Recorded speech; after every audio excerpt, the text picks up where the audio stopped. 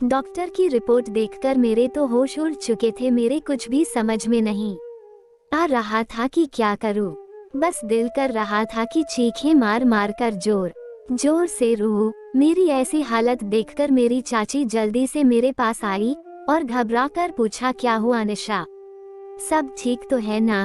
तू इस तरह घबराई हुई क्यों है?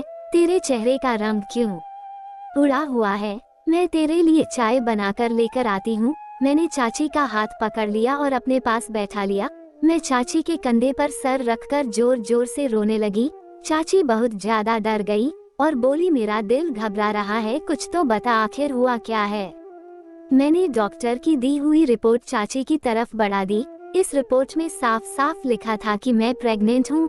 रिपोर्ट छूटकर चाची के हाथ से नीचे गिर गई थी, क्योंकि एक शादीशुदा औरत के लिए ये जितनी ही खुशी की बात होती है, एक कुंवारी लड़की के लिए ये उतनी ही शर्मनाक होती है। मेरा जी चाह रहा था कि जमीन फटे और मैं उसमें समा जाऊं। चाची ने झिंझोरते हुए निशा से पूछा, निशा बता, किसने किया ये सब? तेरे पेट में किसका बच्चा पल रहा है? चाची के बार बार पूछने पर मैंने किसी तरह चाची को सच्चाई बताई। करीब 1 महीने पहले जब मैं अपनी सहेली के घर से लौटकर आ रही थी तो एक लड़के ने रास्ता पूछने के बहाने मुझे अपनी कार में बिठा लिया था। मैं उसका इरादा समझ नहीं पाई। उसके बाद वह गाड़ी को गलत रास्ते पर ले जाने लगा। जब मैंने उससे गाड़ी रोकने के लिए विरोध किया तो पता नहीं उसने मुझे क्या सुंघा दिया, जिसके बाद मैं बेहोश सी हो गई। इसके बाद वह गाड़ी को सुनसान जगह पर ले गया और मेरे साथ गलत काम किया और उसके बाद वह मुझे सड़क किनारे फेंक कर चला गया। मैं बेसुध सी रोड पर पड़ी थी कि तभी अचानक एक कार आई। उसमें एक पति पत्नी थे। मुझे इस हालत में देखकर उन्होंने मुझे अपनी कार में बिठाया। मेरी हालत ऐसी थी कि वो कौन थे मुझे पता नहीं, लेकिन वह मुझे घर के दरवाजे तक छोड़कर चले गए। मैं चुपचाप दबे पांव कमरे में जाकर लेट गई और अपनी बदनामी की वजह से मैंने ये बात किसी को नहीं बताई। मेरी बातें सुनकर चाची भी रोने लगी थीं। उन्होंने मुझे गले से लगाया और कहा, सबसे काम ले मेरी बच्ची, जिसने भी तेरे साथ यह जुर्म किया है भगवान उसे उसकी सजा जरूर देगा। उस रात मैं और चाची पूरी रात जागते रहे। चाची रह रहकर मुझे चुप कराती रही। अगर चाची की जगह मेरी सगी माँ भी होती तो मुझे ही मुजरिम ठहरा देती। जरूर तेरा इशारा पाकर ही उस लड़के ने तेरे साथ यह सब कुछ किया होगा। लेकिन मेरी चाची बहुत अच्छी थी।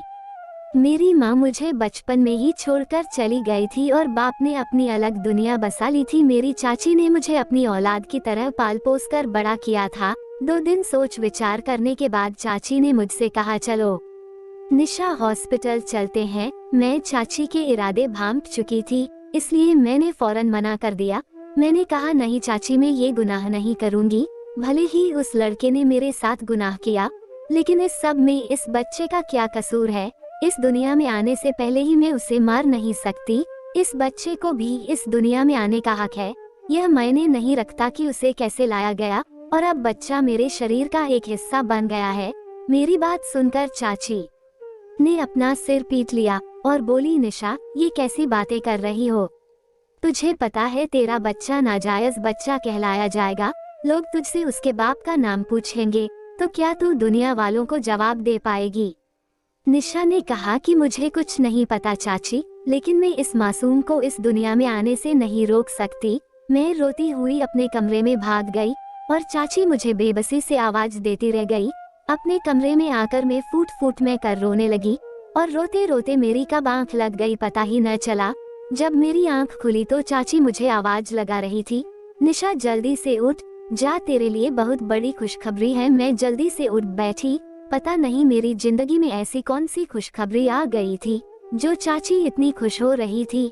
चाची बोली, निशा, तेरे लिए बहुत ही अच्छा रिश्ता आया है और यह रिश्ता मुझे लगता है कि भगवान की तरफ से भेजा गया रिश्ता है। क्योंकि तू अबॉर्शन कराना नहीं चाहती तो दूसरा रास्ता इससे निपटने का यही है कि तू शादी कर ले, और देखो भगवान ने ऐसे मौके पर तेरे लिए रिश्ता भी भेज दिया। मैं चाची की बात सुनकर थोड़ा हैरान हुई और जब मैं रूम से बाहर निकलकर ड्राइंग रूम में पहुंची तो मैं थोड़ा चौंक गई, क्योंकि ये रिश्ता लेकर आने वाला कोई और नहीं बल्कि वही कार वाले पति पत्नी थे जिन्होंने मुझे घर पर ड्रॉप किया था। मैं काफी हैरान भी हुई और उनके पास जाकर बैठ गई। वो लोग अपने छोटे भाई के लिए मेरे साथ रिश्ता लेकर आए थे। मुझे अभी भी यकीन नहीं हो रहा था कि ये कैसे हो सकता है। बाद में उन लोगों ने मेरी चाची को बताया कि उस वाक़े के बाद जब हम दोनों ने इस बच्ची की हालत देखी तो हम बहुत दुखी हुए और सोचने लगे कि इस बेचारी पर क्या गुजरेगी, और यही सोचकर हम निशा के लिए रिश्ता लेकर आए हैं। और चाची ने भी उन्हें निशा के बारे में सब कुछ बता दिया था ताकि उन्हें किसी भी तरह के अंधेरे में ना रखा जाए।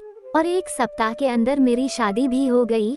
उसके बाद मैं अपने ससुराल पहुंच गई और मेरे पति बहुत ही अच्छे थे। उन्होंने मुझे और मेरे होने वाले बच्चे का बहुत ही अधिक ख्याल रखा था। वो कहते हैं ना देने वाला जब देने पर आए तो छप्पर फाड़ कर देता है। निशा के साथ जितना गलत हुआ, लेकिन उसी की वजह से उनकी लाइफ भी बहुत अच्छी हो गई थी।